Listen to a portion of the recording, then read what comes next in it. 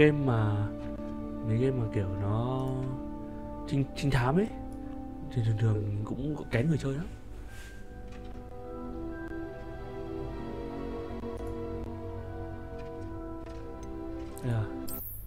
Trinh thám còn thế giới mở nữa thì phải điều tra, phải nát óc.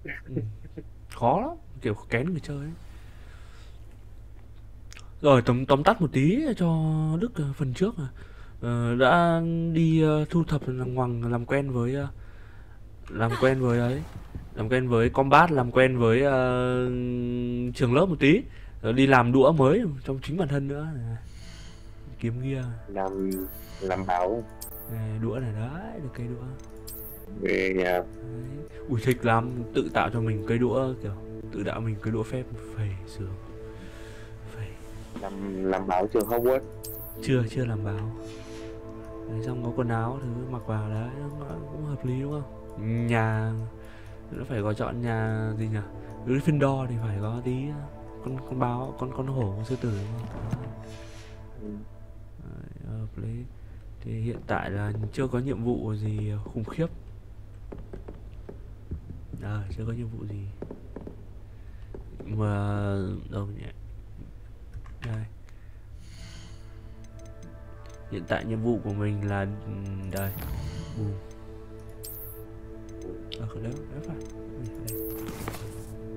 Đây, đi nói chuyện này, đi học này đấy, ví dụ đi học lớp với hoa cây cối này. Đi tìm đồ cho mấy đứa trong lớp này, đi đánh nhau các thứ. Cho Đức đi xem là đi combat đi. Combat đi hay đấy. Hả? Đã gặp boss chưa? Chưa. Hôm trước thì mới đánh một con goblin rồi, đánh có một con goblin. Đấy cái con này combat của game này. Cậu phải nhìn đấy cơ. Đâu rồi, tớ đi combat cho cậu biết không? Combat nó có kiểu như Dark Souls. Chứ hôm trước cậu cũng thấy rồi đấy, người chơi Elden Ring cứ lăn đi lăn lại thế gì đó. Trung bình người chơi Elden Ring cứ lăn đi lăn lại đây rồi. Mình bây giờ mình sẽ đi ấy. Sẽ đi tham gia thi đấu phép đấu phép.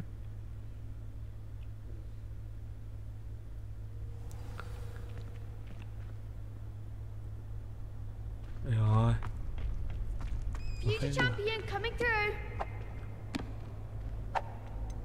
Đây, đấu phép vòng cuối này. Đấy. Hello, Lucan. Is the final round of crossed wands ready? Big match today. It all comes down to this. The moment that we find out if your training and dedication is enough to win it all. Thằng này không phải năm Ready cuối for a nhưng shot at glory? sẵn sàng chiến đấu chưa? Đấy, chung kết. Trời đi. I certainly am. Brilliant. Are you dealing with a partner? Hả? Có gì? Và đánh luôn thì sao nữa? Đánh luôn đấy, thì bây giờ nó hỏi là mình có muốn đấu cặp cùng với một trong hai đứa này không, hay là mình chơi solo. Đánh với hai đứa nào mình solo đây. Thì hôm trước tớ solo đấu solo rồi, cũng khoai phết nhưng mà chơi được. Solo đi. Thế mới gọi là solo thì mới gọi là kiểu chúa tể đúng không? Thế mà I'll go to learn. Then let's get started. We can make this a real victory. That's the một với 4 à? Cái gì đây? Có cái này. Được phát. Từ. Nó bảo là để thằng nào có khiên màu đỏ thì phải muốn bẻ khiên màu đỏ thì phải dùng chiêu lửa.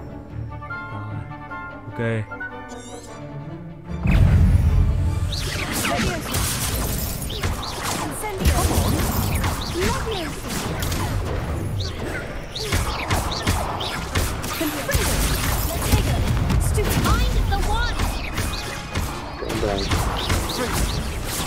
Ui. That's all you've got.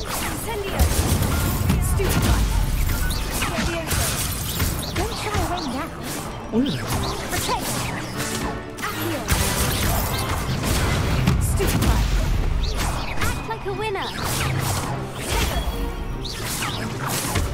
Ui, vẫn bị dính rồi. không phải người chơi tóc thôi rồi. Úi ở đấy vẫn về vẫn né tránh được bình thường.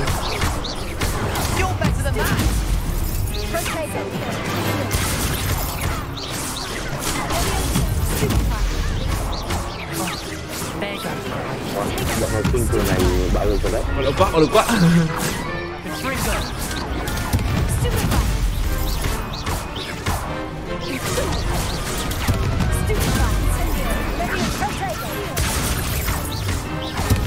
Ui.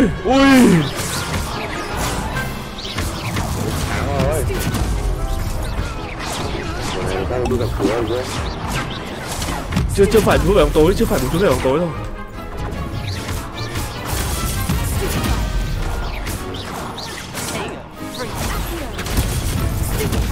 Chưa phải chú để bóng tối rồi Đức ạ. Còn lại mấy thằng. Được. Đấy thấy không? Bình thường chơi này chúng nó trên mạng chúng nó toàn thế này là đấy. Đi 2 bước là phải lăn một thằng đấy. Mình đã sâu ở đâu. I could never duel like that. Quá khủng khiếp 1v4. What a victory! You've won the tournament! Thế là một vinh dự với tao. May quá tao được may mắn. Ông just getting started. Tao mới start được thôi. Đấy. That was nothing. Mới khởi động I'm just thôi. getting started. Warm up. If the best duelists in the school weren't enough competition, then perhaps you should consider transferring to Durmstrang. Phải chuyển đến Now, Durmstrang. to the victor goes the prize! Đây rồi, phần thưởng cho kẻ vui And so người chiến it thắng. is my great honor to present you with this simple yet elegant token of supreme dueling accomplishment. Gì đấy? Thank you. Cảm ơn. Thank you. It's been an honor. You earned it. You are a duelist to be reckoned with. Now that we've definitively crowned the tournament winner, I suppose I should get back to my schoolwork. Wonder how my herbology plants are doing. I haven't tended them in ages. Ồ. Sao? Đấu sao?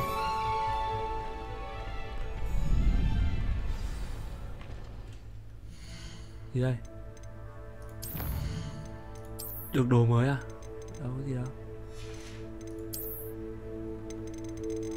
À đây. Cái này trong này cũng fashion thời trang, thời chủng các kiểu đấy. À, game thời trang à? Game thời trang chứ. Cái gì à? Khi nào làm chú để bóng tối thì đây, lấy cái này đầu lâu. Đẹp này, cái này đẹp này, nhìn ngầu ơi. Cái này nhìn đầu lâu á. Tớ đang khoái này đã. Mình phải trở thành người tốt chứ, chẳng lẽ mình lại trở thành mẹ gì nhỉ? Tiền thân của Voldemort. Vẻ là kiểu vẻ bên ngoài trông rất nguy hiểm không, nhưng mà ẩn chứa bên trong là một trái tim nhân hậu. Hello, Lucan. I'd like to practice with the training dummy. Excellent idea. Đi tập luyện đấy. This time will be a bit more of a challenge. Ready? Ok đi. That would be brilliant. Wonderful. I'll set things up. Remember to cast all the spell combinations before the dummy lands again. If you need to stop practicing before you finish all of them, let me know. Đây.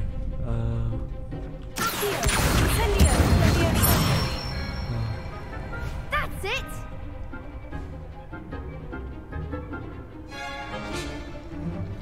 What? Đang tập luyện thôi.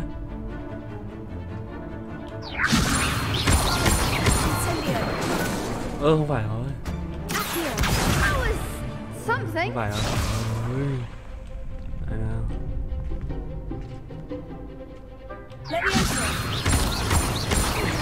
Keep trying. Next time. Từ nào cái nhà vô địch của trẻ thua. Ui. Trượt tay. Chưa làm chú để bóng tối được,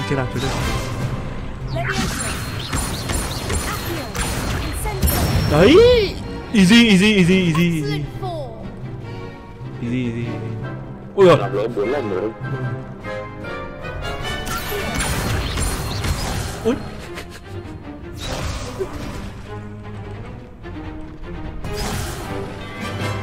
Định nào. Ơ kìa. Hơi.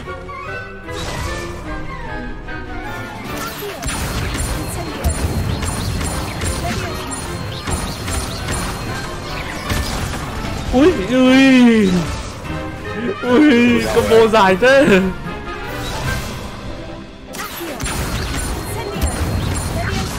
Ui, ấn nhầm rồi. Đấy nào. Có chuyện đâu rồi. Ấy từ từ sao nó đấy. Phải hồi.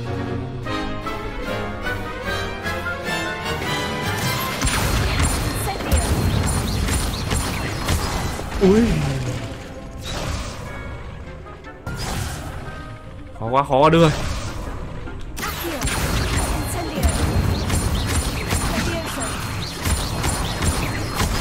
Ui. Đến tận đấy rồi. Ôi ui.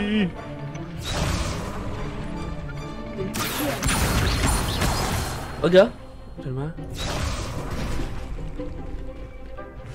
Chưa đường tối rồi. Chúng ta rất thất vọng rồi bạn.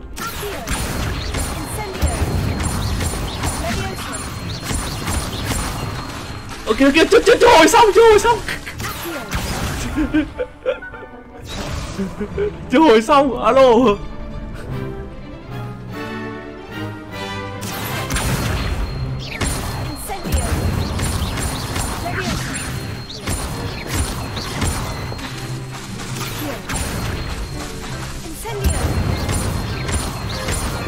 Úi giời ơi, kinh khủng chưa? Thuần rồi. Impressive wand work. I take to Thuần rồi, facing Đức the ơi, Jew. thuần rồi. Lái xe. Cứ đừng đánh đến với Azu. Không thể. Thanks, Lucan. Không thể. You've been a great help. Oh, stop. Don't make me blush. Seriously, well done. Training dummies will think twice before challenging you again. Even though you won the tournament already, I'm glad to see you haven't stopped training. Stay sharp, my friend. Đấy. Có được quà gì không?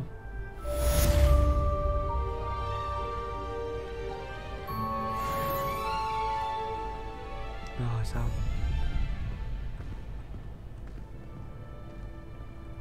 Xong rồi thì chúng ta làm còn nhiệm vụ gì tiếp theo. Tìm cái quả bóng cho một con bé cùng lớp chịu này. Đây. Đi gặp cô giáo ấy nhá. Đi gặp cô giáo xinh nhá. Thấy bảo cô giáo xinh nhắm. Chạy bộ thôi. Đi bộ đấy.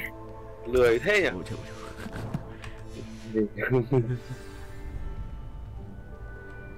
Chạy bộ thế nào? Khám phá trường thế nào? Đúng rồi, chạy bộ.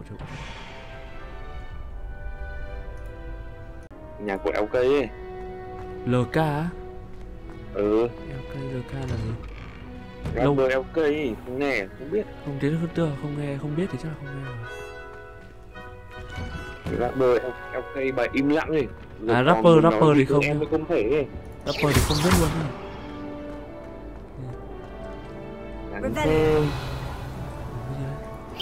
Bài huyền thoại vừa mới ra MV.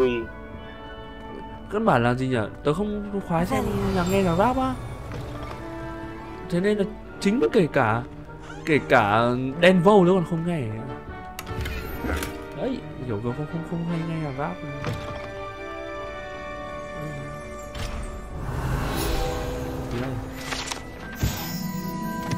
Toilet bị nguyên rủa. Bị ám chứ nhỉ? Bị ám sao đi tè? Không đi tè nữa. Phải ra chứ. Xoay ra đây. Nhảm nhí thật sự. Thế giới này cũng được hợp lý không Đức? Mình có đưa ra bên ngoài không? Có. Nhưng mà chưa đến hôm trước đi ra bên ngoài, ra thị trấn mua lụa phép mua đồ nữa. Mới đi thế thôi. Chưa đến các nhiệm vụ đi tiếp. Rồi, là vừa đi vừa chạy nào cho nhanh nào. Người ta đánh giá quá. Đấy, build thế giới là tốt rồi chứ mà trên PC thì nó không tối ưu bằng bên console PS5 của người đó. Mình không được nhận xét đấy, mình nhập tâm vào thế giới. Đúng rồi, thế giới rất là đẹp chung một con game mà mọi người gọi là gì nhỉ? Trò thấy tuyệt vời luôn. Nhập tâm vào thế giới không nói gì đến game cả. Làm như là chúng ta đang sống ở trong này. Đấy.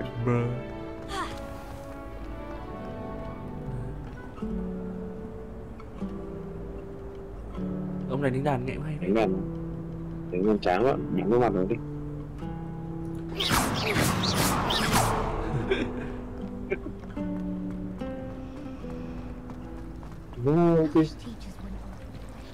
Học trường là vui phết.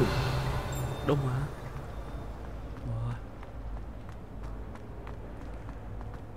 Hey, ấy, vừa đi vừa lại. Trường đẹp đẹp. Rồi. Lớp học cô giáo xinh rồi.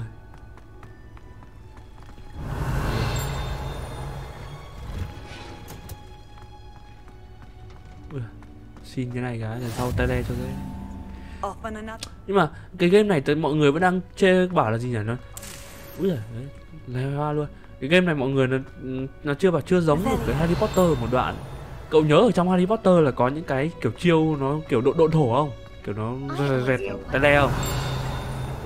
Đấy thì hiện tại ở đây chưa có, mà bảo nếu mà thay những cái quyển những cái chỗ tay le này bằng cái chiêu độn thổ ấy thì hay, thì đúng hơn, giống hơn. Nhưng mà đấy nhưng mà ý là kiểu nó chưa giống được cái đấy, chứ còn lại thì thế giới này giống lắm rồi đấy. Thôi đừng mà được bao nhiêu được bấy nhiêu, thế được à? Vấn đề là nó là game ấy, nó sẽ phải làm các cái kiểu tiện ích lưu ấy để nó phục vụ cốt truyện. Good morning, Professor Garlic. How wonderful it is to see you again, Lenore dear. Read these for today's class. Nhưng mà cái phong cách là cái kiểu là A little treat for your auntie. nữ tinh nhỉ? Cô này á?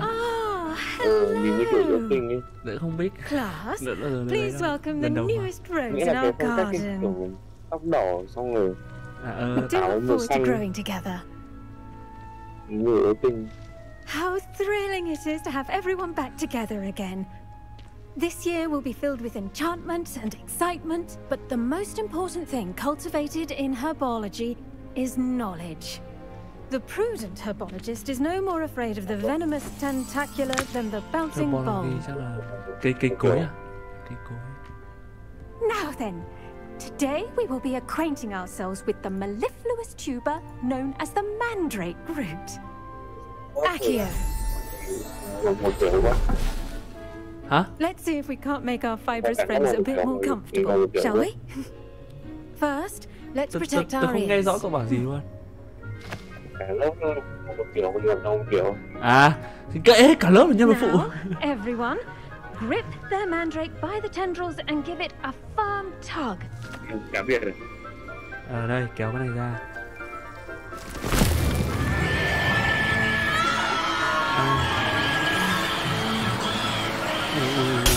Quickly, place your mandrake in the new pot and cut down the soil. Rồi. Ui à. Cái này. The soil should envelop the root like a warm, dirty blanket, putting the mandrake right at ease. Cô dạy kiểu Reparo. Rồi. Ok. I'm very sorry about that. Yours was a bit mature, I'm afraid. All right then, off you go.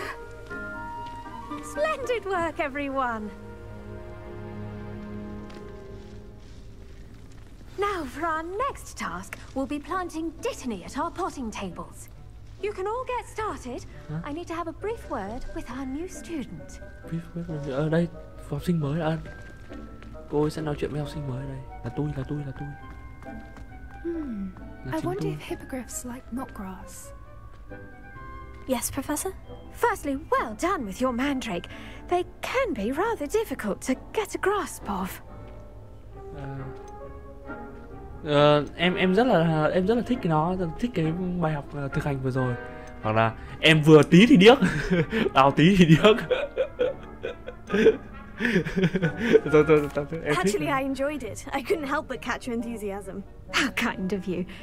It seems you're already taking to herbology like a mandrake to fresh soil. Now, as I mentioned, next we'll be planting Dittany. Let us find you some seeds. I already have some, Professor.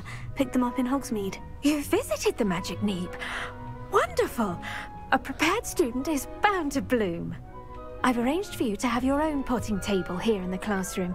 Wasn't easy to spare one on such late notice. Plant the seeds there now, and you can return to harvest them later. Even with soil, sunlight, and a bit of magic, they will take time to grow. Let's see how to balance my star thistle arrangement. Niffler's fancy or roses? Trồng cây. Pardon me, Professor. What am I supposed to do with the Dittany seeds? Your part in all this floral alchemy is simple. Take the seeds to your potting table, plant them, and then wait for harvest time.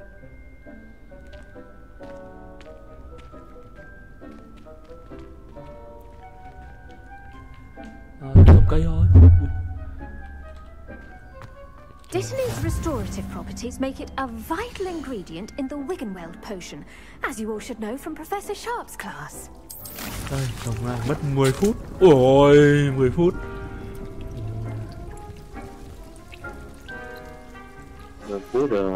Well done! Once it can be harvested, your Dittany will be ready to use in Wiggenweld potion. I'll let Professor Sharp tell you about that. Now, what say we branch out? Introduce you to a different sort of flora, the Chinese chomping cabbage. You'll find that some plants are better suited to uses outside of a cauldron. The cabbages do get testy without something to chew. Fortunately, I have a dummy for them to gnaw on. Be a dear and let them have a good chomping. Yes, Professor. They're in the other greenhouse. It's just at the end of the footbridge leading out of this room. Your classmate, Mr. Pruitt, has kindly offered to accompany you. Come back and see me when you're finished. Oh, and mind your fingers. They do bite. Nó cắn đấy. Nó được đầu với con này không? Không. Chúng ta không dùng Avada Kedavra ở đây nha. Saw you on your way to Hogsmeade the other day. Nice to meet you. I'm Leander. I'll be showing you the Chinese chomping cabbages. Up these stairs will take us there. But you'll lead. Nó bảo Nice work in defense against the dark arts, by the way. Excuse me? Your duel with Sebastian. And he's good. Thinks he's really good. But you outright slaughtered him. It was brilliant. Nó khen mình combat đũa phép tốt. I nearly put Sebastian in his place myself. I mean, I would have, if Hecate hadn't stopped me. Didn't she stop that dragon skull from crushing you? Typical Slytherin trick, dropping a dragon skull on someone during a fight. We Gryffindors fight with honor. You know that, of course.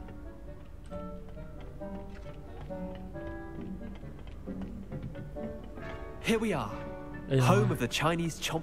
Go on, grab a few of those cabbages. Just mind your fingers. I almost lost a thumb once. Now, see that dummy? Just toss the cabbages at it, and they'll do the rest. Đây rồi, mình lụm hết được. Mình trộm luôn cả cái vườn này. Còn gì mọc được. Đấy, mình có gì mọc được mình lấy hết. Đây rồi, làm sao? Tab. À, giữ tab để cái này. Đấy.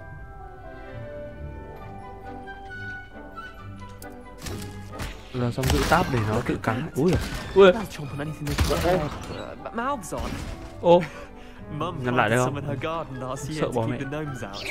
Did save her the denoming, but they left her honking daffodils in tatters.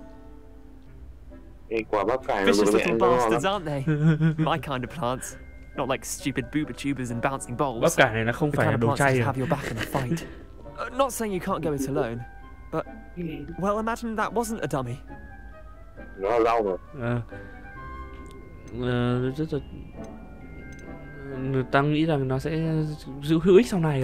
I suppose they could prove useful outside of the greenhouse. Nothing wrong with a bit of backup, even if it is from a cabbage. It's chaos out there. Trolls in Hogsmeade and such. You can't be above throwing a cruciferous vegetable if necessary. Dogweed and deathcap has more of them, if you're keen. Other plants too. Ones your parents wouldn't plant in the garden. You get the idea. Anyway, we probably ought to head back to class. Take your time. I'll see you back in class. Thế còn cái con vừa rồi đâu?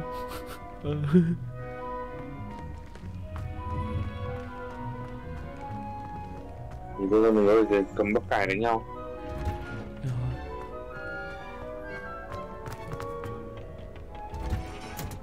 And with that helpful reminder, the best time to plant a seed is last season. The second Ủa, best còn 5 phút time nữa. is now. Nói đi, chơi đây. Đây rồi. I attended to the Chinese chomping cabbages, Professor. remarkable plants, aren't they? I hope they weren't too much trouble. Oh, don't see any bite marks or missing digits. And good, as you do seem to be quite green-fingered. Oh, I'm eager to see your skill in the soil continue to blossom. Magical plants have so much to offer. I'm eager to learn more. Em sẵn sàng để học nhiều hơn. Herbology is a bounteous Ta không nên bỏ lỡ lớp của cô này. Gentle Cô này garden, xinh như này cơ and mà. it will tend to you. Well, I suppose that's everything. Do come by for a chat sometime. I so enjoy checking in with my new students.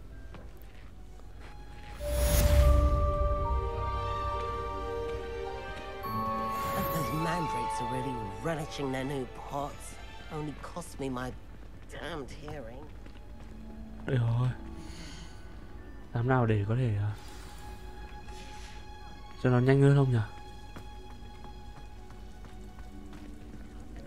Thôi, kệ nó đi, kệ nó. Ui. Rồi, đi nhiệm vụ tiếp theo. Lớp học về thuốc. Potion. Potion. Lại hoa rồi. Không thấy PR nhiều về khóa lớp học này. Lớp học cô này thì cô ấy xinh sẽ được thấy trên mạng nhiều. Chứ còn ông thuốc này có vẻ không ổn. Không thấy nói năng gì nhiều. Thì đằng nào tôi cũng lét hóa rồi.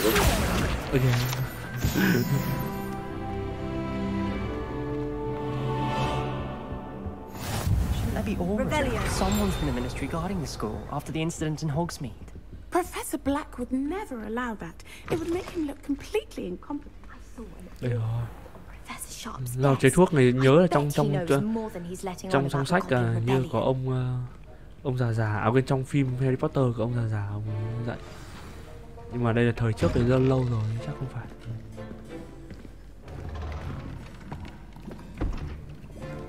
Potions is one of the most challenging and hazardous subjects taught at this school.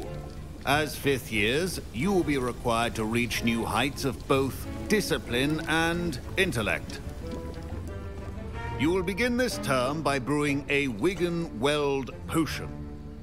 Mr. Takar, can you tell us why this particular potion might come in handy? Yes, Professor Sharp. The Wigan-Weld potion can be used to sterilize and even heal a variety of injuries. It can heal some injuries, but not all. Points for Ravenclaw. Before today's class is completed, each of you will have brewed a Wigan-Weld potion of your own. You never know when you might need it. Please begin.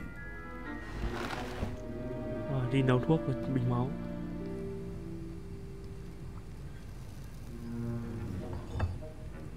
Use a strong, even motion when crushing your ingredients. Xoay chuột. Please be meticulous when adding powder to your potions.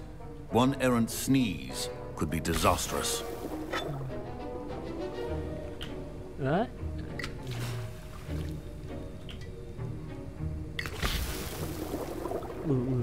Đúng là hoa rồi cô.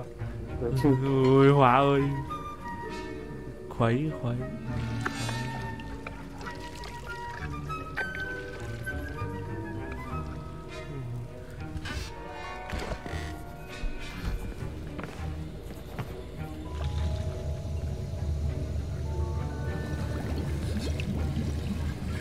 I see most of you have not forgotten how to stir.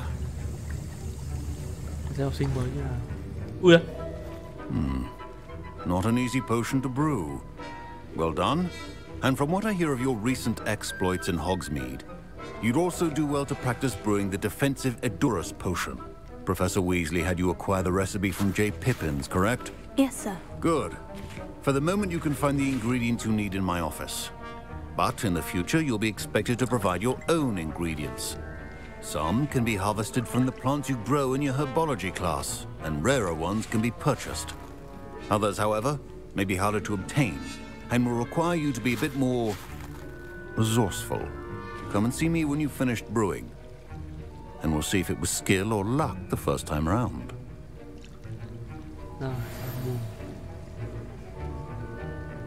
Về đi thu thập. My parents considered keeping me home from school this year after the rumors. Did I hear Professor Sharp say that you have permission to go into his office? Đúng rồi. He did say that. Tao He được wants me to thầy get cho more vào. ingredients to brew another potion. Brilliant! You, my friend, have been presented with an extraordinary opportunity. You remember me, don't you? Gareth Weasley. Ah, yes. We met in the common room. Listen, anyone with a troll-sized brain can brew an Edurus potion. I'm working on something that's certain to be spectacular. I'm just missing one tiny last ingredient that will add that extra spark. I suspect that's where I come in. You're as clever as I'd hoped. I simply need a single Fwooper feather. As you'll already be in Sharp's office with his permission, perhaps you could grab it for me. Mày có thể giúp tao được không à? Ok thì giúp đi. I'll get you the Fwooper feather, as long as you're certain Sharp won't miss it. I assure you he won't. Fwooper feathers aren't that valuable. Wait until you see what I'm brewing. Hurry back to me when you have the feather. Ok. A well-prepared ritual. Phải lấy cái gì? Ở đây. Mình đọc trộm thư của thầy. Cái này. Gì đấy, kệ. Không biết mình cứ đọc trộm thư. Ở đây rồi. Cầm đồ rồi. Mình lút luôn cả hòm của thầy. Xem còn gì nữa không? Như là tự học ấy. Vào phòng áp thì mình cần cái gì cứ lấy thôi. Đúng rồi. Lấy trước hỏi sau. Lút đồ đấy nhà. Này. Here's the Fwooper feather you wanted. Brilliant! Thank you. This is going to take a moment to brew. You should get back to brewing your Edurus potion, and I'll tell you when this concoction's finished. Proficiency in potions are two things that cannot be rushed. Đây là bình của mình à. Mình phải làm cái gì? Đây. Cái này thì nấu nhanh. Cái này nấu nhanh.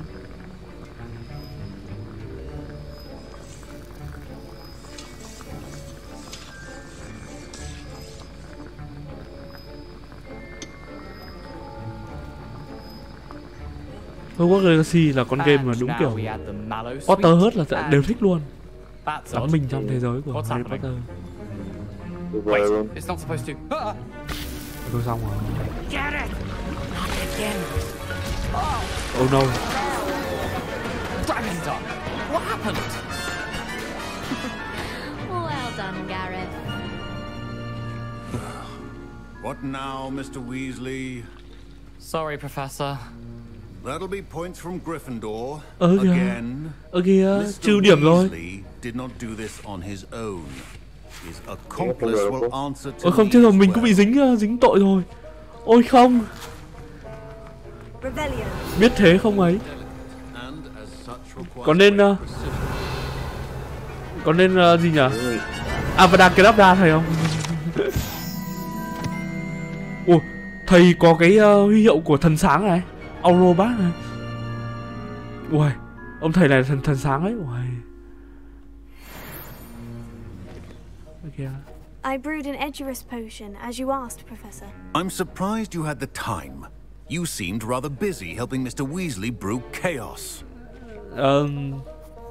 Em xin lỗi vì điều đó. I'm sorry, Professor. I was merely trying to help a friend. Taking responsibility for one's actions does go a long way with me. I shall assume that you've learnt a lesson. As for the work you did today at your own cauldron, I will say you've done well. I confess I was skeptical given the advanced nature of this class and the fact you're a new student. I'm glad I was able to meet your expectations. A rare occurrence. And you do well to remember that you're not a potions master quite yet. In addition to having a solid grasp of how to combine various ingredients, you should gain an understanding of the ingredients themselves. Pay particular attention in herbology. The plants you nurture there are often essential to the potions you brew here. Now, I recommend that you find a safe location in which to practice brewing. You cannot leave a hot cauldron simply anywhere. That'll be all. Oh, okay. I think each of us has had enough excitement for one day. Class is dismissed. Giải tán rồi, xong rồi.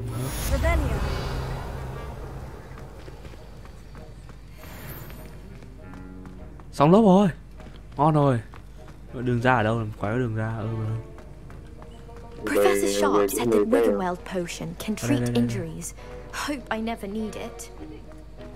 Có khi cây của mình chín rồi đấy. My robes are going to reach. Chín. À, cây của mình nở đấy. Gì đấy, dưới này gì đấy. Gì đấy.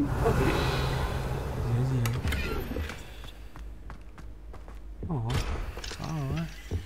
Revelio.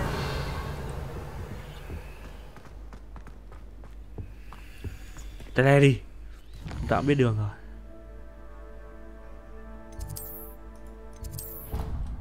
Đấy, chúng phải có thể kiểu thay vì hiệu ứng, thay vì cái mắt loading là nó kiểu độn thổ vợt cái đấy. Lốt gì? Không, nhưng ý là chỉ là vẫn loading đúng không? Nhưng mà ý là không chỉ có màn hình loading thông thường mà thêm cả effect mình lộn thổ rẹt bản thân mình cái. Đấy, kiểu đấy. Rồi. Xin. Thằng đấy không rồi thêm cầm một đống. Nó lại trồng tiếp à? Cô có gì căn dặn không? Không thôi. Rồi, chúng ta lại đi với nhiệm vụ tiếp theo. Lần này chúng ta chỉ đi loanh quanh đi chiến đấu mà dodge roll, tức là bấm né đấy 10 lần mà mình mới được có ấy lần, mình được có 2 lần. Ui, thế mình cứ đi làm nhiệm vụ chính đi.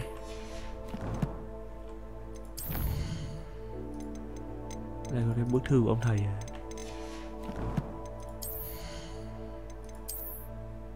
Ngon hơn không?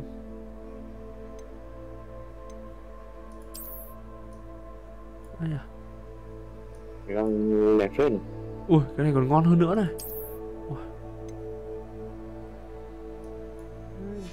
Tưởng cái tím nó phải xịn ấy. Nhưng mà tím một level thấp. Gắng nào đẹp nhỉ. Kinh nghiệm trên game quá. Cứ màu tím là epic. Đúng, đây có cả đồ legendary à. Yeah. đi đánh quái đó mà. Rồi đi gặp con hoàng ở ngoài. Ui. Chạy bộ ơi. Ôi, còn chưa được học cái lớp mà. Chưa được học cái lớp gọi là gì nhỉ? Lớp trổi thẳm trổi bay nữa ạ. Ôi. Bây giờ mới được. Bây giờ mới được cái trổi. Không biết, thấy bọn trên mạng thấy người ta chơi cũng lâu lắm mới được cái trổi rồi. Ôi, trong lúc đấy không có cái gì để cưỡi, không có gì để bay.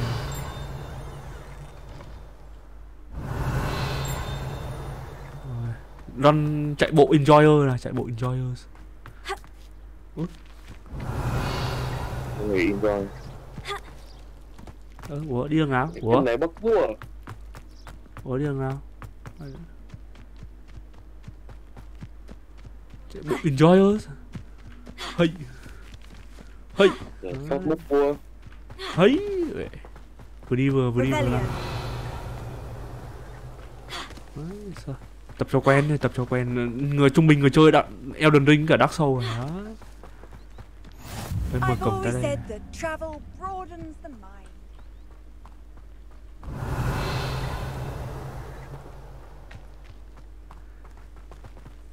Trung bình người chơi Dark Souls. Hey.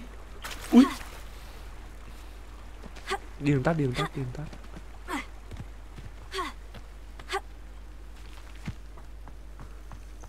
Ui, đẹp chứ, đúng rồi, nhìn được cái chứ nhỉ? Ultra thái bình. Không, mới là 2 thôi. Ultra lắm. Đấy, cái cầu trong phim mà thằng Long Bottom nó cho nổ này. Ai giờ đưa coi xem phim đi. Đấy. Để xem. Đi, người chơi ôi kìa, mình lạc rồi. Ui, chạy xa thế.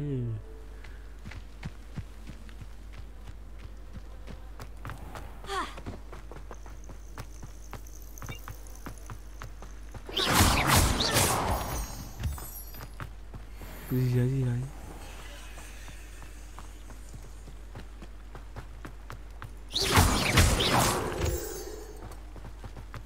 Đây là bơi. Ôi. Nhìn đường thấy cái gì cứ hái hết luôn. Ôi. Không hiểu sao gặp mình ở tận chỗ xa xôi, xa lắc xa lơ. Đi bình thường là nó lắm. Đây đang chạy bình thường đây. Mấy cái moonstone đấy làm gì đấy? Không biết, cứ thấy trên đường thì bắn thu thập thôi.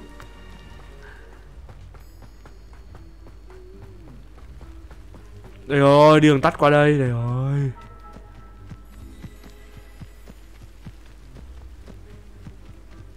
Uầy, được rồi, Uầy. Đấy. Cái sang bên này đi. Khung cảnh quá tuyệt vời đấy. Bay các kiểu.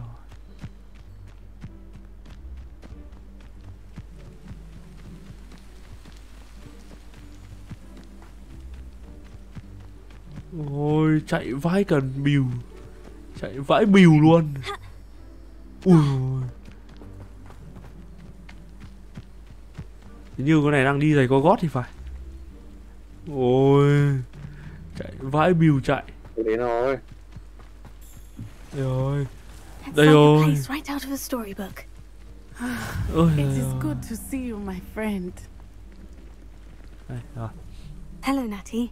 How are you? I am well, thank you. I was there, and I saw what happened with Rookwood and Harlow at the Three Broomsticks. I have been worried about you. I'm all right at the moment. If you don't mind my asking, why were they looking for you? Tiếng ấy?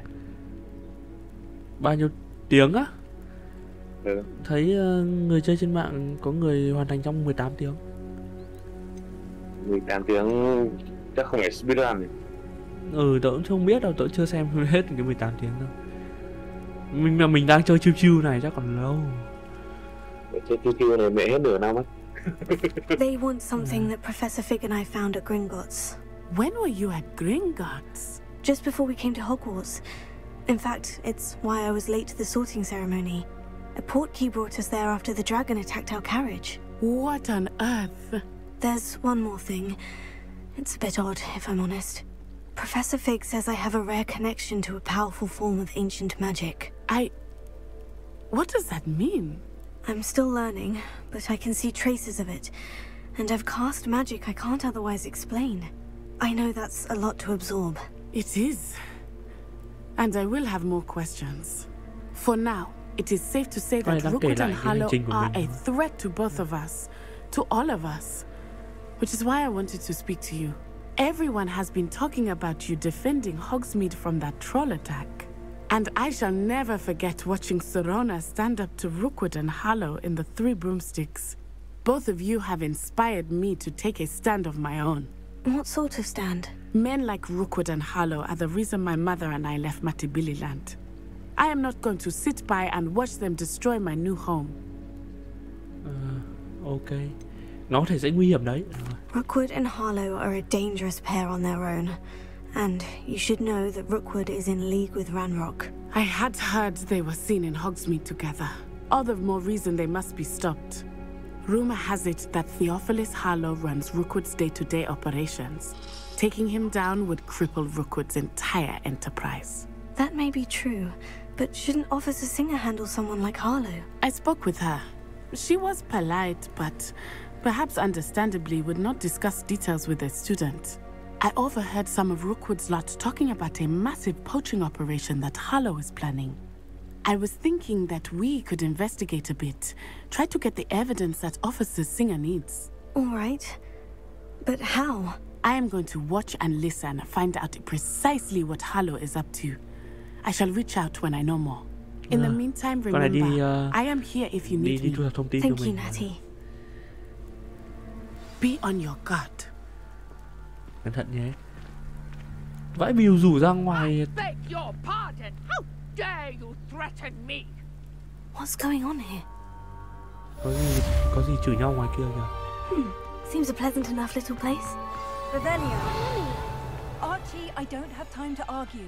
Đúng rồi, được rồi. Mình phải đi mình đi lút cả nhà này. Đây rồi. Mình vào nhà người khác lút đồ. With wings. Con cậu. That's enough. I'm too tired for your stories today. You stay right here where I can see you. Đấy. Very well, Mommy. Levioso.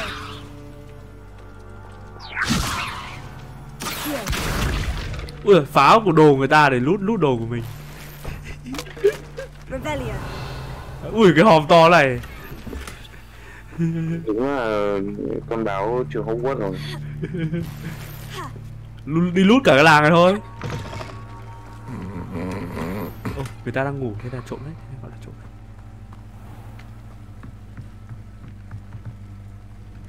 Ông này bán đồ đúng không? Đấy, còn hòm nữa này.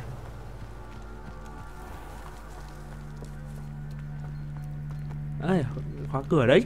Nhà nó phải có khóa này chứ.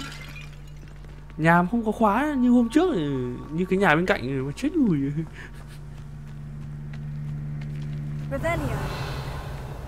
À đây rồi. I never thought Ramrock's loyalists would go this far. Gì đấy, cãi nhau, chửi nhau bên này. They must have come this way. Think. Gì đấy, đây. Gì đấy? I've no idea who it is you think I might have seen. I've been busy with my research. I do not have time to... Victor Rookwood don't give a doxy's nip back your time. Oi! Speak of the devil. Mr. Rookwood would like a word with you. Không. Students, you can't be sick. Enough out of you. Leave her alone. Stupefy! Chiến đấu rồi, combat rồi, combat. You should never have come here.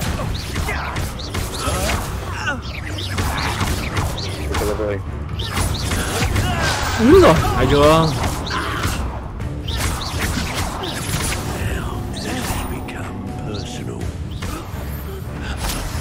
Dễ quá. Không thể dễ thế được, biết ngay mà. I'll watch the light go out of your eyes. Tôi biết ngay rồi, cái gì đấy. À, thu thập đánh bại nhiều kẻ.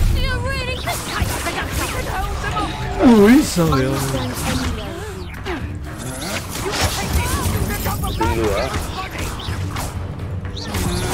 Úi giời. Dùng cái đá quá. Úi giời, biết đây. Mày.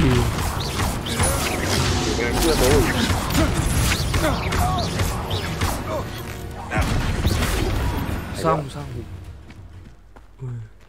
Dính 1-2 đòn đúng không? What on earth just happened? I've never been accosted in such a manner. And so close Bà này chiến đấu cũng kinh phết. Are you all right? I am, thanks in no small part to your excellent defensive skills. Care to tell me why 2 Ashwinders were ready to dispatch me to get to you? Ashwinders? Victor Rookwood's thieves and extortionists, his little cronies. They seemed quite keen on you. It's a long story, but thank you for your help. Well, you've avoided them for the moment. Pre-warned me things were getting dangerous. Best get moving on my research before they return. Research, cái gì đấy? Ai là Priya? You mentioned someone named Priya. Yes, my wife. She's the one who piqued my interest in Merlin, gave me a book when we were students at Hogwarts. Typical hard-working Hufflepuff, brilliant potioneer, has her own shop in Nocturne Alley. She's a travelling vendor, hears what's going on in the Highlands before I do.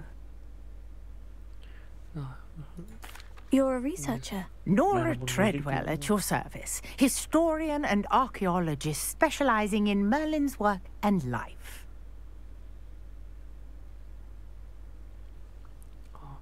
I thought Merlin was a myth. Merlin là thường là nói về ông thầy pháp sư I thought that Merlin and the tales about Arthur's court were myth. Mere myth. You're lucky Sir Cadogan didn't hear you. Chatters on endlessly about his connection to Merlin from his portrait at Hogwarts. Merlin attended Hogwarts, you know, and I'm studying some curious fixtures he left here centuries ago. Fixtures? These vine-covered pillars, dozens of them, all around the area. I've taken to calling them the Trials of Merlin. I believe he created them as a diversion for his fellow Slytherins. He was terribly fond of puzzles and enigmas. Okay. I can see why you're so interested in Merlin. I'd be keen to know more about the trials. Well then, I'll let you in on a little secret. No one has yet managed to figure out how they work. But I believe I have just unlocked a crucial clue. I suspect that Mallowsweet is an important component in getting the trials to work. Mallowsweet? Versatile herb. Merlin repeatedly mentioned it in his writings. I had just arrived to test my theory when I was so rudely interrupted. You see, each swirl in Merlin's writing has a symbol in the center. That started me thinking, what if... The Mallowsweet is meant to be placed at the center of the symbols. Precisely.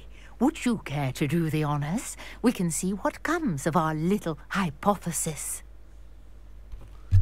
I brought a trunk chock full of Mallowsweet with me. It's just over there by my tent. Ra lều nhặt cái gì đấy. This trunk? Yes, take plenty, even if you already have some. Lút chết chứ còn gì. I have the Mallowsweet. Lovely. Now, notice the vines on these pillars here, as well as a stone swirl on the ground. Each trial has these features. Place the Mallowsweet on the swirl, and we'll see what happens. Này, đặt mấy cái lá lúc ấy mình nhặt được ở trên này. My word! Did you see that? The vines disappeared. What should I do now? This is uncharted territory. I am curious about these pyres. Giải đố. Revelio. Incendio. Merlin's beard. Ah. The flames make the pyre sink.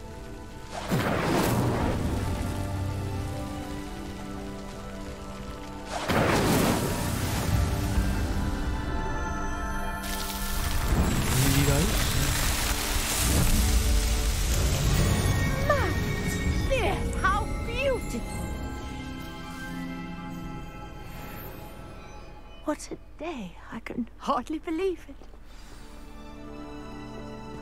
Thành công rồi. I take it we can call that a success. We can indeed. However, I now have even more questions. How does it work? I must review my notes. I may have missed something. Are all of the trials like this one? Oh, not precisely. Well, I think each has those telltale vines and the swirl on the ground. You should feel free to solve them as you come across them. I believe I have what I need to continue my research. My guess is that each will also require Mallowsweet, which you can find in Hogsmeade should you need more. I really must be off. Such a pleasure to meet you. Okay. And do be careful out here. Now I've got what I needed, I shall return to the safety of my notes and books.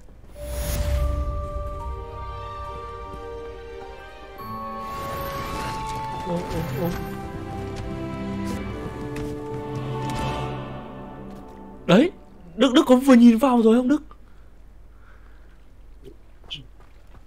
Lỡ mơ. Không sao, bà ấy chuẩn. Sir Nicholas, our house ghost is looking for you. You can find him near the Great Hall. Không, bà ấy chuẩn gọi là độn thổ đi chỗ khác đấy. Thôi chúng ta có thể nghỉ ở đây hôm nay thôi. Cái box của mình là để cho nó hợp lý game thôi. Mày cái gì đấy à? Ở đây có cái này có bơi không? Mình xem có bơi được không?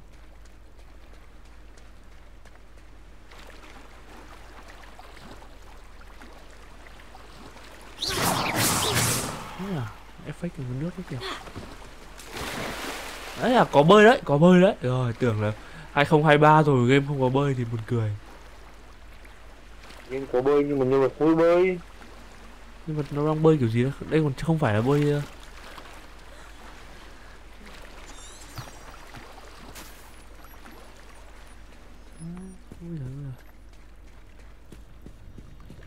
Nghỉ được rồi đấy. Đấy bị ai. Ok. Đây xem có gì mới. Ui, trông được chứ nhỉ. Ui, trông được cái phát. Thì đeo ai.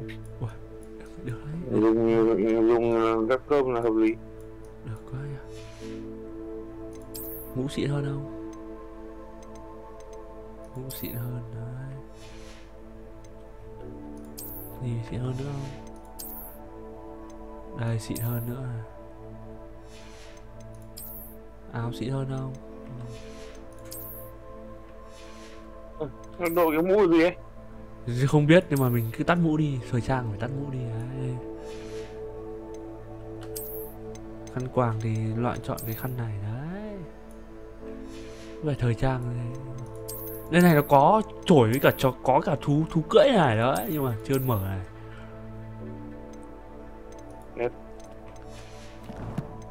Xếp lại nhỉ. Đâu đúng. Ngủ đi, nào bây giờ đi ngủ rồi đấy. Không thì nó này thức ngoài thôi. Ngủ đi. Sao lại ngủ? Được gì không? Help me. Tại sao lại ngủ? Sao phải ngủ? Thì ra có thể thức. Để cho đỡ mệt. Cho đỡ bù lờ mau. Lờ mau. À, Đức chưa, từ từ Đức chưa được nhìn thấy đúng không? Nhìn đi. Đây. Đây này, map này. Rồi. Đức nhìn map này. To chưa? Trong khi dụng cái đá mà mình mới lang thang ở trong trường. Mình vẫn nãy giờ cũng loanh quanh trong trường thôi. Ui giời ơi. To chưa? Trên này nữa này ấy. Mình vẫn chỉ loanh quanh ở trong quanh khu trường thôi. Tớ nghĩ sẽ có DLC mở rộng thêm mấy chỗ bên ngoài này nữa. Vì thế giới của Harry Potter còn rộng lắm. Yeah. Thôi có đi du học không? Tớ á? Không.